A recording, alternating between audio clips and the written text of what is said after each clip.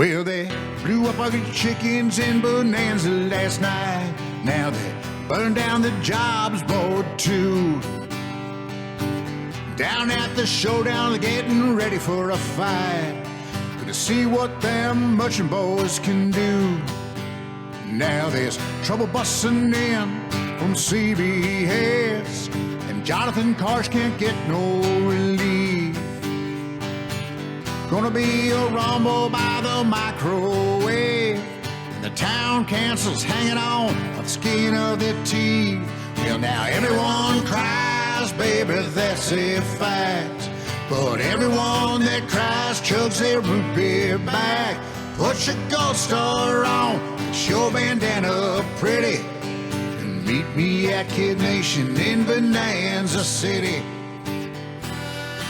Welcome back to Kid Nation Nation. One Kid Nation under Karsh.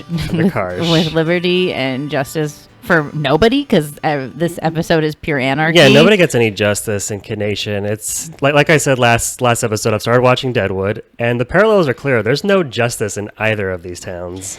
No, nothing's fair. The world is horrible, and Bonanza City is no different than the rest of the world. And I think it is interesting to see now that they've been deeper into their own version of quarantine, their own version of building society, how in the beginning it was like, wow, this is really fun and new and light and bright, and now it's just like a destruction of spirit. Yeah, this episode made me cringe, and it made me very uncomfortable watching it all. And by the end, it was clear this is easily my least favorite episode of the series. Yeah, it's not good. It's not a good ep. I mean, it's super dark. It's really dark. And I don't think any episode's skippable because just there's so few, and there's only one season, and you want to get the full spectrum. But I think, yeah, this wasn't like a feel good episode by any means, but it's also fun to have some of that. I like a cringe. I love a Reddit cringe. I love like but this was like bad feeling, but I think it was like a necessary bad feeling because I think things are going to get more buoyant and lighter in Bonanza soon. One can only hope. I need some light because this episode is it was a ... This is episode 10, Let Me Talk, which continues the cliffhanger ending of episode 9, where we see that all. And if you can hear the scratches in the background, our cat is starting to go buck wild on a She's fucking pissed right Anyways, now. in episode 9, Karsh is like, we're having new elections. Yeah, because they realize that they don't have to only do it one time. They're like, oh, the producer's like, we can like have a election 1 week after the election we've already had. Cool. Or maybe like 2 weeks. These are the midterms. Yeah. But also all the kids in the last episode, except for literally Blaine, who won the gold star, raised their hand saying, we are not happy with the town council. We want new town council. So it's a to be continued. We're back to the meeting. We're starting with the town council, which is, I think, again, the whole vibe of the episode is very different than any other episode because we're still at the beginning, and I think they could have just finished that in the previous episode. I don't know why it throws me off. It didn't need to be a cliffhanger. We could have just worked that into the town council that we switched government, and now in the next episode we're going to see the ramifications of that. Maybe they just didn't have enough footage to make this episode really full, because it wasn't just my least favorite episode because it was dark, but also I feel like not much happened besides like bullying, but of the kind that we see now, where like internet message board rhetoric has become like political views. Basically, we didn't get much C story in this episode. No. I feel like in every other episode there's like the main theme of like what's happening in terms of the journal, and then there's the challenge, and then there's usually something fun or silly like the talent show, or like some kind of bonding, or we're making fruit salad, or like there's something Kentucky dinners. There's something that's usually like holding it's more like lighthearted C story that happens. Yeah, so sometimes go ahead. Oh, there's just usually like something more fun happening as the undercurrent of the show. Well, sometimes the C story, it will just be like a kid we've never met or a kid we've barely seen who is like going to be a gold star nominee. Right. But as we'll get to the very end, like the gold star even comes out of nowhere. Like there's no point to the gold star winner. It was a touch. It was a touch rando. So it starts with the council where we left off. And Karsh is like, okay, cool. Well, it's a new episode and time to like defend why you want to be on the town council or not. So Zach's first. And Zach has really lost his spirit in the town. He's just He's not the same Zach we met in the beginning. He's making fun of crying little girls. It's like when you see that picture of Obama 8 years later, like Zach's already the 8 years later. Zach has been drone striking the fuck out of like Afghan weddings and just outside Bonanza City, and we're like, oh, maybe he's like not the perfect guy. Weirdly, like Zach's actually deported more people than Greg, and, and you get like shocked to find that out, but it's like a strange truth that you just have to reckon with. Although he still wants to hold on to his power because in the cliffhanger episode 9, the last shot was Blaine saying, "Hey, I'm going to run against Zach," and he goes, "Oh crap!" Yeah, because he knows Blaine's obviously the hot guy in town. Look at that hair. So Zach just says a pretty lame speech because Zach gives good speeches, but he's zapped. So he's just like, "Look, I'm fine." Like, is it that bad? Like, I'm okay. Honestly, very true to politician power. Come in hot, get him motivated, and you're like, dude, I'm not that bad. He's a lame duck, except he was running for another term. Right. And then Blaine is just like, hey, I'll get y'all working. That's like Blaine's counter speech. It's just like, I'll get you working, which is true. Blaine has got the yellow team, working way harder than they ever have before. So, Blaine's like, I'll make a poster of myself and give it out to all the girls of Bonanza City to put on their shacks. Guylan is just like, get me the fuck out of here. Guys, please vote me off.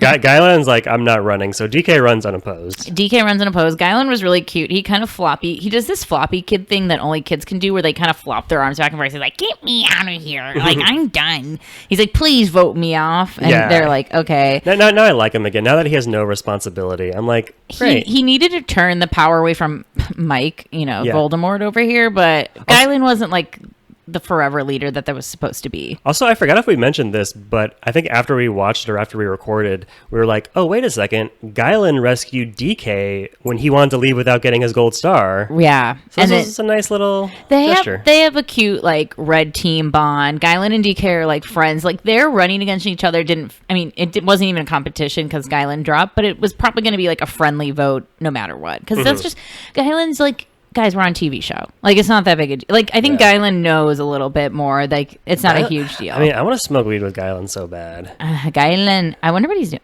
We're going to find out so much soon. I might find out. Laurel gives a very just middle-of-the-road speech, because Laurel's also been a little hungry for the power. Yeah, her last episode wasn't looking good. I think these kids are a little comfortable in their seat. Running against her is Michael, dreamy-haired Muppet. And he just gives, like, a good, like, likable, hey, maybe it's just time to try something new, just a little heartfelt speech. Michael looks like 1/3 of the kids at my local JCC growing up. Kurt Cobain is a household name in the thought household community. In the thought community. Anjay's like, give me a second chance, please, and does a sad speech, which Anjay is like, it's not going to happen. Even though I know he's running against Greg, and Greg is kind of a flight risk. But Greg gives a great speech. He goes up, he's like, I know all of you are looking at me right now. Please don't get Greg on council. Please don't get Greg on council. I may have a bad past, but maybe this is my chance to show that I'm not such a bad guy. Vote for me. We will mince these words not too long after. Like, these words are minced. About 4 whole minutes later in the episode. So then we start to vote, and we do have some numbers here because the numbers are really telling about like what the vibe is in terms of the vote off. So for the green team, Michael won 6-3. Mm-hmm. So that means, it's there's a few people still for Laurel, including herself. Laura had some holdouts. Greg wins the blue vote 7-2. That's sad. Which is pretty... Yeah, which means that the only people who voted were Anjay, and as we find out, Alex. I know. Poor sweet little Alex is like, well, Alex is smart because he knows, he's like, Greg ain't changing. Greg's not going to be a great leader. Greg's a bad example. I know, but Greg gives him so many piggyback rides. If someone were to give you that many piggyback rides over the course of 28 days, then be chief piggyback ride officer, not town council. Town council. That's a bribe I would have taken. Yeah, so Alex, we get the vibe from his little interview that he definitely voted for Anjay. And with Blaine and Greg, the big boys are in the office. Sophia's not happy. Sophia's clearly disappointed in that these really, they have mainly Blaine has been fine, but Greg has shown some really rough spots throughout the whole show. So it is a risk. We all know this is a risk. And when Greg is good, he's good. He's like a classic alcoholic ex-boyfriend. When he's good, and when he's bad, he's dangerous. Mm-hmm. Like, it's just, you don't want to fuck with that.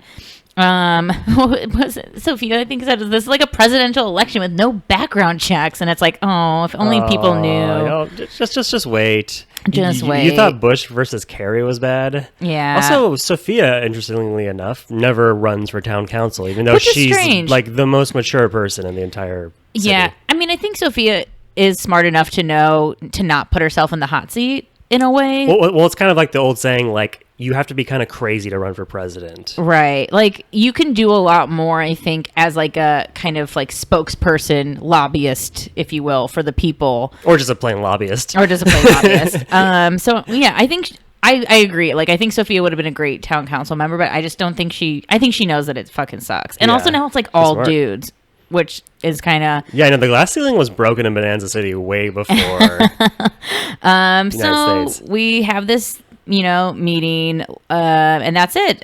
Red went, they didn't have to vote. DK is just in because Guylan quit. Yep. We get a little side memo of Zach missing his parents, so he's like kind of crying there. Not really much, it's like whatever. Every kid's missing their parents, not like a huge deal. Yeah, get over it. The council boys though do show promise at first. So the new town council, DK on red, Greg blue, Blaine on yellow, and Michael on green, they meet up and they're like, okay, maybe we should do something to like establish communication because people are upset here in Bonanza City. So let's take a step and do like a game tomorrow to like help build, communication. I did this in Boy Scouts, or they did it somewhere in school or something. And it seemed promising. I was like, oh, look, they're really taking a progressive stance to make new changes and to bond everybody together.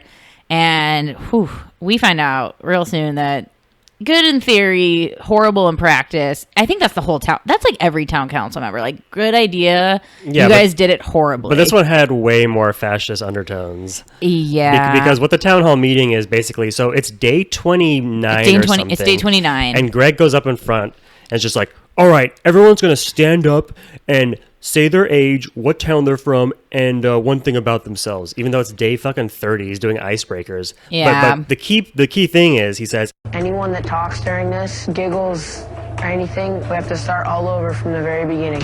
Yeah, so you have to go sort of, each person goes up and no one can speak or giggle or do any of that stuff, or you have to start all over.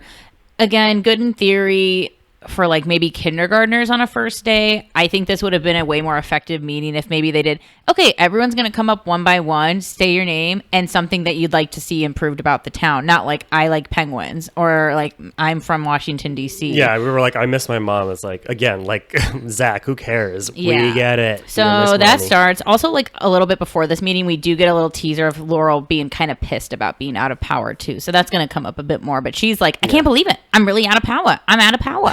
I'm not town council. But at the same time, Guylan and Anjay are just like, oh wait, this fucking sick. Yeah. Anjay realizes for the first time, like, yeah, man, you're a follower, and that is totally okay. Yeah, I mean, it's a tough job, and no one's going to be satisfied ever. But we're back in this weird saloon town hall thing that is not good. The tone is bad. Hold on. Natasha just ruined it for everyone, guys. It's time to start over. Let's hear it for Natasha. Yeah, and like some, people laugh or say, oh my God, and this. And now finally, like the kids go up. Like, I think Miglay's like, hey, I'm Miglay. I'm bored out of my mind. This is horrible. And I think they finally get through, but we see like the repeat rounds of the kids going like at least 4 or 5 times before they finally make it all the way through. And there was that one kid, I forget, I don't know if we ever get his name, but he kept laughing like 3 times in a row. But then I think it was Pharaoh who was laughing and restarting it. I mean, whatever. But Markel, thank God, he was like, you guys went about this all wrong. That is what he said, and he was correct. He's like, you guys went about this all wrong. This is a game about respect, and you're being super disrespectful. These kids love talking about respect, by the way. Like, I feel like A bunch kids, of Aretha Franklin fans over here. kids are obsessed with respect. And Markel's like, yeah, this was really bad, and this didn't go well, and I think this was like a huge loss. And it was. It didn't feel. It was just. It should have been shifted. There should have been a new way of going about it. It was really icky feeling. It was. I mean, yeah, I thought there was going to be violence. It seemed like they were, it just gave me bad vibes. Yeah. I mean, it would have been different if it was like the no talking game and you have to restart, if they were actually talking about something to make the town better. But it was just a game, and it was a frustrating game, and nobody fucking cared. So Michael is now like, I'm like now associated with this shitty council who did this shitty game that nobody liked. And the green team is a really loyal team, as we know from the previous episodes of not switching up their dynamic at all or doing anything like that. Hey man, I don't see black, white, yellow. I just see green. Green is by my side. So Michael brings them to the bunk, and he is like, I wish I'd said something. I'm really sorry, you guys. I just didn't really. He was just really honest. He's like, I was kind of intimidated, and I didn't know what this was going to be. And if I had known it would have been like that, I would have just done it all differently. And Green is like, thank you, Michael. And they're all just in their bunks kind of talking about how Greg and Blaine are bad boys. I can't believe they're on council. He's like, I will stand up to them if this happens. But outside the door, Greg and Blaine are eavesdropping on the bunk. Spying. Bunch of CIAs out there. Bunch of CIA operatives, and they are listening. And man, Greg and Blaine are drama boys. That's my note I have written down. They are just living for the drama. They are seeking it out. I'm sure some producers tipped them off that the green team was talking about them and that they should go over and listen. But they're definitely drama boys. So in that green bunk speech, one of them said something to the effect of like, they'd be more useful if they just sat in the middle of town complimenting people all day. I'm like, who the fuck even says this? Yeah, it was just like a throwaway comment. Like they would be better off, pissing up a tree. Right, but, like, exactly. So the boys, they take that to heart. Yeah, They're and like, also they wrapped up DK in this drama when I don't feel a lot of it was centered towards DK at all. It was very Greg and Blaine centric. Well, in this next scene, DK is definitely really bad. But I think Greg and Blaine went and listened, and then I think they went to DK and said they're talking. Michael and the green team is talking shit about how bad we are, but I think it was really more about how bad Greg, and then kind of tangentially like Blaine is. But I'm not letting DK off. I mean, because in the next morning we see a shot of a young girl walking down the street in Bonanza City, and we hear like, we're like, hey baby, how you doing? Wait, that was a really good whistle. I can't whistle at all. Can you teach me? I've been trying to teach you, baby. You just gotta purse your lips and blow. And then try 5 billion different ways, and then eventually you'll hit upon it. How about this? I've tried to whistle my whole life, and I can't. But I'm a heavy breather. Does that count? It's the same thing. Thank you. At least you don't snore. I know. Only when I'm drunk. And I gotta be real drunk to snore, honey. I gotta be sleeping with the fishes to snore, baby. It's Bonanza City. It's Deadwood, baby. Okay. So anyways, the boys are in the middle of the street. They're sitting in their chairs. This is DK, Greg, and Blaine. Yes. And they're No Michael, because Michael is on the outside right now. And they are catcalling everyone that walks by them and just being bad. They have not watched that video of the woman walking around New York City getting her ass because it hasn't existed yet. But if they did, they didn't take that message to heart, because they are just they also confuse complimenting with catcalling, which is kind of like scary to think about as well. Taylor, you're looking good today. Yeah. Hey, Natasha, how you doing? You're looking good. Yeah, mamacita. Yeah. Looking nice and hot. Hey, Sophia, you're looking good today. Oh yeah, I love those shorts. You wear them every day. Yeah. What are you guys doing? I love those pants.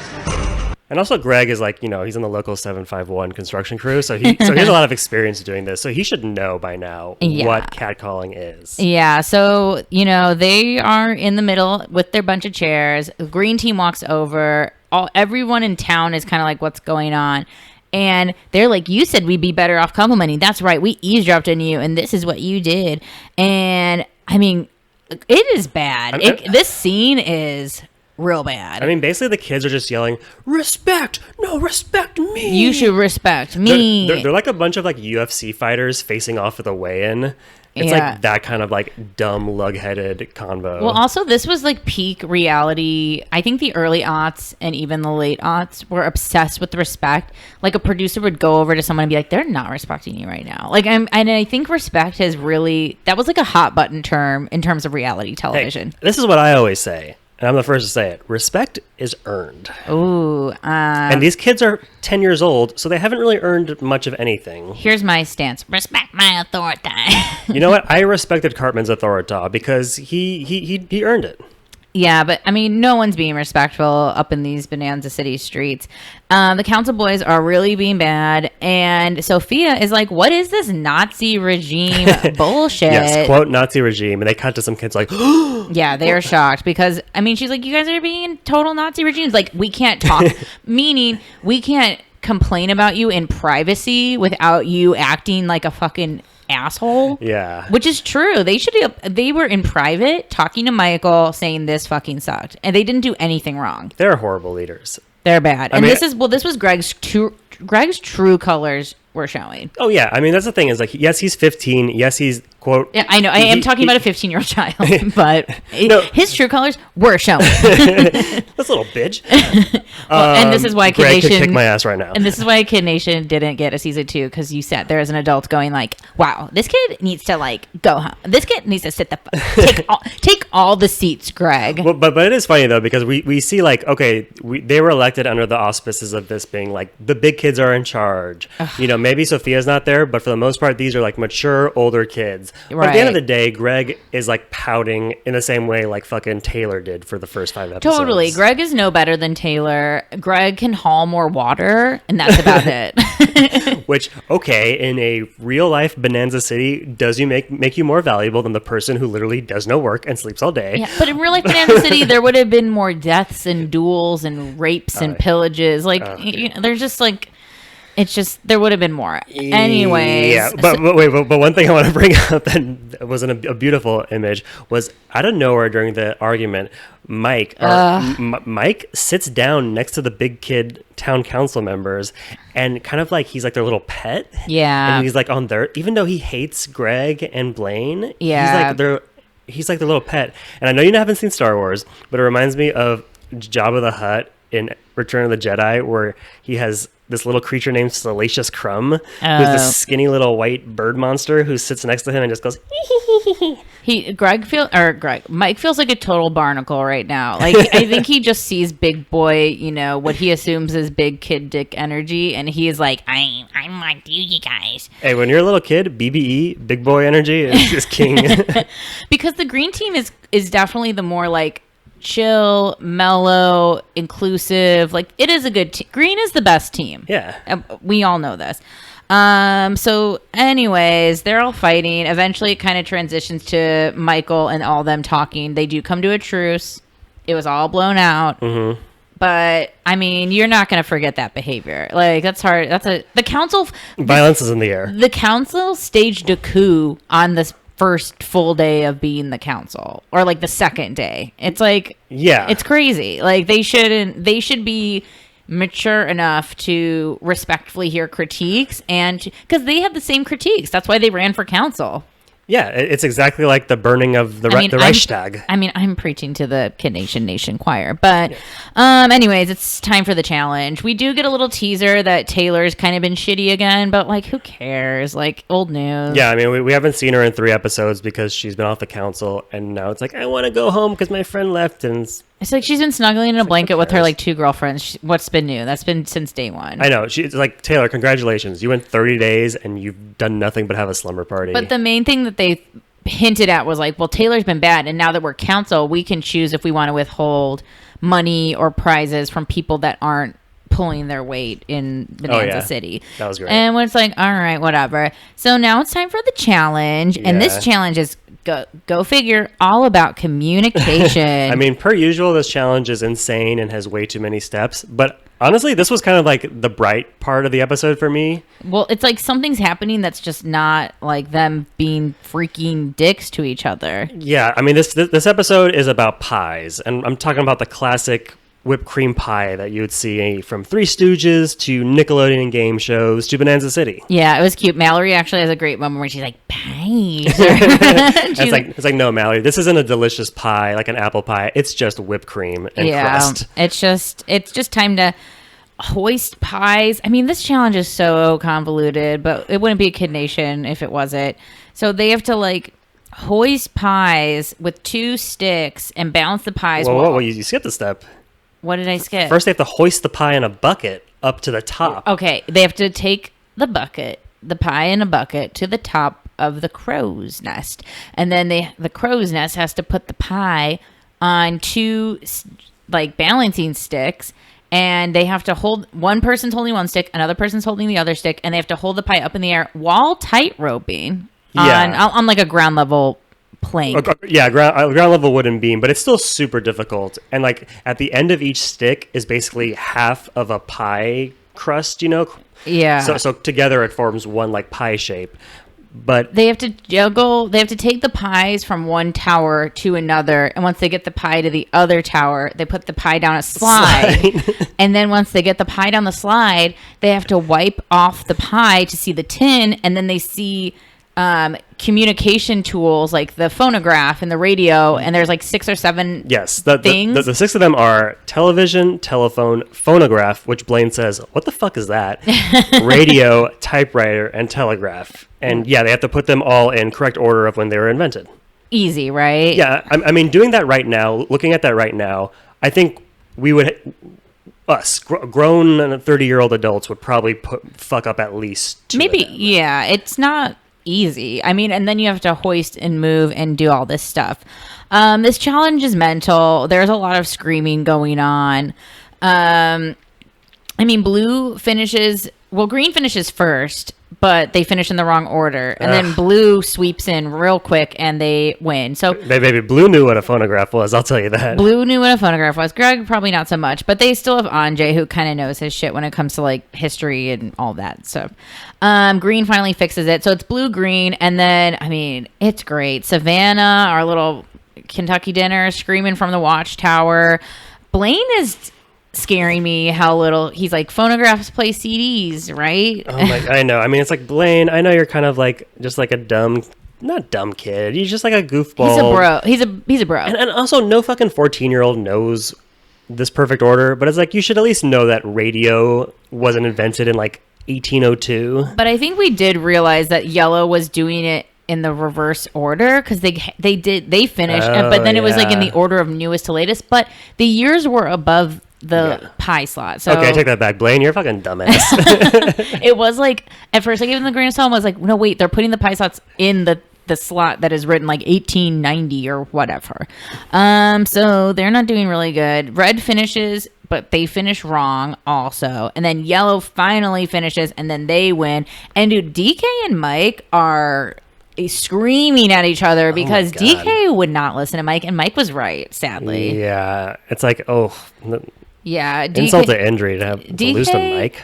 I know, and DK, well, I think he's like a good social leader. Like, I think he brings up good, like, and a lot of these boys are that. Like, they bring up good things, like when causes are wrong or when this is it. DK was like not opening to listening to hear Mike because Mike got it wrong the first time, and then Mike pitched the second order, and he's like, well, you got it wrong the first time. It's like, oh my god, it doesn't work that way. Just like listen to him. Yeah, you're on the foot, he's trying to send you info, just fucking listen. So they finish. So basically blue is back in the upper class, green's the merchant, yellow are the cooks once again, and but they actually win this time. And red is laborers. All 4 finish. Yeah, they finally finished because they haven't won like a group prize in a hot minute. Pie. Oh yeah, I wrote this down because it had to be said. They are pioneers. Pioneers. I don't think they ever use that. I know, Karsh. I mean, I don't think there was like a ton of writing on this show. There was weird story producing and strange game challenges, but as far as like real written word, they're not. Well, sometimes in like the interview confessionals, I think some of Jared's things are definitely someone on the producer team softball pitched him some like things to say. No, Jared's just a fucking freak. That's all him. I was thinking rush the pie and eat it. Oh my God. So the prizes are number one prize, ponies, real life little ponies, 4 or 5 of them. So enough for like, to have a good time. But of course, never close to enough. Yeah. Oh, also, since it's communication, the idea is it's their own Pony Express, Yeah, which is like fucking stupid. I know. It's like these kids aren't, but they're not going to pony it to a mail station. Like they just have ponies. Yeah. But they also said, oh, we can use this to haul water and do labor. I mean, really, And if you think about it, hauling water is communication because water is life and we cannot talk without water and life. True. And water brings boats, which brings messages, which brings hopes. And then this prize too, I hate this prize, letters from home. Yeah, like there are a bunch of fucking soldiers in World War II. It's been 29 days. My dearest Phillips, please know that I haven't yet bedded the handsome carpenter. Also, wait, now this makes me think of a plot hole in Kid Nation. I can't remember the kid's name off the top of my head, but remember the kid who got a letter from home with his girlfriend's picture? Oh, yeah. How come he got a letter and then... This is all bullshit. I know. I don't even know why I'm trying to... I don't know why I'm trying to poke holes in like the Kid Nation universe. You're like that meme of Charlie from... It's Always Sunny doing the red string. That is me. I'm like, this is the situation where I'm like, why is this happening? So they have letters from home that they could get, and the funny thing is, but before they decide, the town council gets together and they're like, "Hey, no matter what we do, Taylor can't get the prize." I know. They're like, we're not going to give her parents' letter either way. So let's see how this goes. And I was like, oh no, that's bad boy behavior. It was cute because they were asking everyone like, what do you want? And Mallory's like, the ponies, obviously. I mean, the ponies. Spoiler alert, missed opportunity for the ponies. That would have been really fun to watch. Seeing Mallory fucking Alex. get Alex on a pony. One of them would have get kicked off the horse though, or get like kicked to the face. Also, these kids are like 8 days away from seeing their parents. It's like, I know. You can't go one more week with a that. letter, like really. But it was supposed. But again, this was the CBS grandparent moment. It was supposed to show like kids rather would have that family connection than a pony or whatever. You know how many grandparents watched this and were like, you know what? It's been a while since I wrote to Jimmy. So they're like, ponies are parents. And then Greg does this dumb reveal. He's like, so we're picking the ponies, but actually you can throw those ponies out the window because we're going with the letters. And it was like, oh, yeah. Cool. Psych. Haha, cool. You got us. Cool. So they're passing out the letters. Everyone's like, woo, a letter from home. And they're like, Taylor, we have one letter here. And she walks up and she's all like doe-eyed and because Taylor's cute. I mean, she's a little brat, but she's a cute kid. And they're like, Taylor, you have to be promised to be good. And she's like, I will. And then they give her the letter and hug. And Greg's that big brother vibe that he loves to be. I promise to sleep in only till 11:30. I promise to make fruit salad twice a week. I mean, honestly, you know how much I love fruit salad. So I think I would keep Taylor in town. Do you know that song by the Wiggles? No. It's pretty simple. It goes like this. Fruit salad. Yummy, yummy. That's it. Maybe my mom played it in my sleep when I was a child. I think we're a touch too old for the Wiggles. I don't know what the Wiggles are. The Wiggles, they're from like Australia. They're kind of like the Teletubbies, but de-suited. Oh, yeah. They're just like goofy men. I know what they are. Wiggling around. Love them. Love them wigs. So the kids are reading their letters and crying montage. They're all like, Mama, and this, and like just crying. And like when me and Papa were watching this, we're like, oh my God, someone's gonna like find out that they were deployed to Iraq or something. And then Greg did, which was like truly shocking. I know. I should have been laughing. I mean, it's fucked It's up. sad. I mean, this was like 2 years into the Iraq War, or no, this was like 4 years. So I think it was like during the time of the surge. Like this was when U.S. soldiers were like really getting killed a lot. Yeah, I mean, I don't find it funny, but it's only funny in the context that they've been referencing like George W. Bush and the Iraq for like so many episodes, and now it's like they get some evidence of the outside world, and Greg's like, I just found out from my letter that my cousin is going back to Iraq, and I just want to say I love you if he's watching this. And I'm like, oh, he's I don't even want to say it. So like, it's just like, it's not like, instead of taking a shot for the mention of George W. Bush, we did a toast, a solemn swig of our drinks to Greg's cousin. And to, all the destabilization you know what they should have done? They in the Middle East. They should have had the Kid Nation kids be part of the USO tour and go to like, you know, Air Force bases in Afghanistan and Pakistan and let them cheer up the troops. Like Jared could have done a Shakespeare. Oh, but Laurel would sing God Bless America and bring them all the cheers. yeah, the letter sucked. I guess it's like the moral of the story. I don't know. It was just it was the CBS grandparent moment. They're all just sitting in their bunks by candlelight, reading their parent letters. I don't. Just for me as a kid, I wouldn't give a shit. Mm-hmm. Like, I mean, I love my parents, but not that much. Yeah. Also, I never went to like, you know, camp, like months-long camp, so I've never even known if that's like something I would like. I just think as a child, and again, I'm an Aries moon, so you're typically more like your moon sign up until you're into like puberty and identity phase where you grow more into your sun sign, even though I'm very Taurian at the end of the day. But as an Aries moon, I think if I was a child there, I'd be like, you guys, we're on TV. Pick ponies. I know, right? You know, like, we're on TV. Like, let's have the block party. Like, it's like, I've already gone this long without a toothbrush. Who gives a shit? Yeah, who gives a fucking shit? Like, you're never going to have unless you're like Colton, you're never going to have a chance to live with ponies at your disposal. It's true. I just like the way, and maybe I wouldn't have been cast because I wouldn't care that much about establishing a society. I would just be like, we are kids. We should be eating candy at night. We should be doing all the bad stuff. Yeah. But I don't know, whatever. That's just me. That's just me. I want Bad Girls Club, but Bad Kids Club. Like, there should have been more. Honestly, there should have been more bad kids. Oh my God. You know what we need to do? What? You need to cut Jared kicking open the jail cell with the Bad Girls. The Bad Girls Club. meme. Hi, girl. Hey. What's up, nothing? Hey. All right. Well, hopefully by the time you are faithful Kid Nation fans listen, the Jared GIF has swept it's already the nation. something. Yeah. We are in the sweep nation. We are.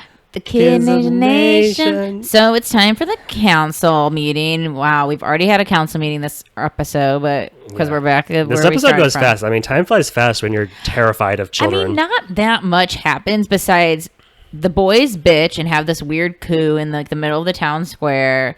We have the strange game, and then we read these sad letters. It's not that great of an episode. Let's be real, and that's okay. Yeah. That's fine. It's not. You're not going to hit gold and hit oil every time. I mean, honestly, this is the only stinker so far, in my opinion. And it's not like the worst episode in the world. It definitely gives some context to the vibe of Bonanza, and like kids aren't really happy right now. It makes me feel bad after I watch it. Yeah. It's like why I don't like certain genres of movie. Yeah. So it's council meeting time, and guess what? Everyone's pissed.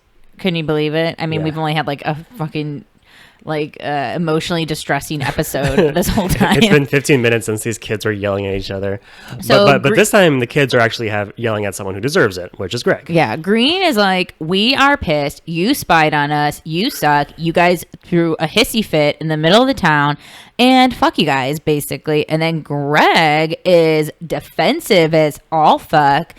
I'm sorry, if you're a leader, this is the same shit I have with Biden. Like when anyone comes up and is like, hey, like you did this. He's like, blah, blah, blah, blah. And it's like, dude, just go, I hear you and I see you. That's like all you need to do as a politician.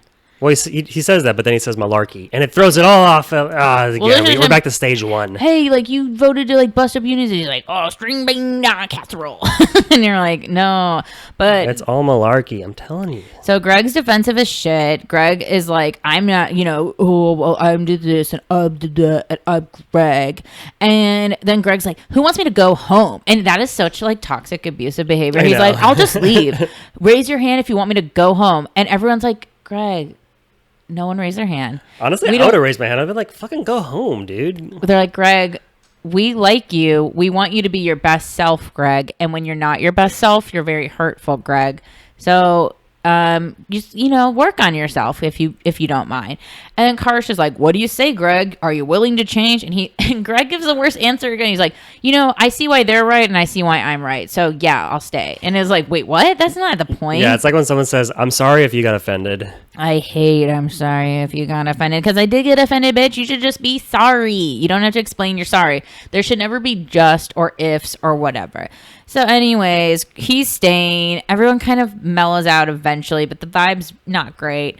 And God, did we even see them nominate Gold Star people? Because I guess this council didn't do that. Well, yeah. I mean, they didn't do that. That's not part of their plan. Their plan is, sitting in the middle of this town square and yelling at women. Right. But, I mean, so the Gold Star ends up going to Laurel, which is like, huh?